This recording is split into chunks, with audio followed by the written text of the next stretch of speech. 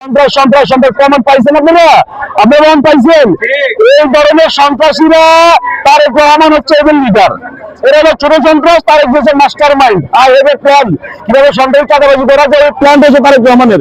এই তারেক রহমানের নির্দেশে আমাদের কার্যালয়ে মির্জা আব্বাসের উপরে হামলা করেছে। কাজে ঢাকা 8-এর জনগণ একটা সিদ্ধান্ত নিয়েছে, আমরা যেদিকে যাই, আমরা আগে আমাদের এত সমর্থন ছিল না, আজকে সকাল থেকে আমাদের যে পরিমাণ সমর্থক ছিল, গত 2 দিন আগে যারা মির্জা আব্বাসের সাথে ছিল, যারা ধানের শীষের কর্মী ছিল, তারা সকলে এখন নাসিরুদ্দিন পাটোয়ারির সাপলাগলের তারা ভোট করতেছে এবং ব্যাপক গণজোয়ার হচ্ছে। তো আমরা বিপুল ভোটে আমরা জয়লাভ করবো। সেখানে মির্জা আব্বাস চাঁদাবাজ সন্ত্রাস মাফিয়া উনি হচ্ছে জামানত ধারাবে। আপনারা আরেকটা জিনিস লক্ষ্য করবেন, এই মির্জা আব্বাসরা সিসিটিভি ফুটেজ বিভিন্ন কেন্দ্রে আমাদের নির্বাচন কমিশন সিসি ক্যামেরা লাগিয়েছে।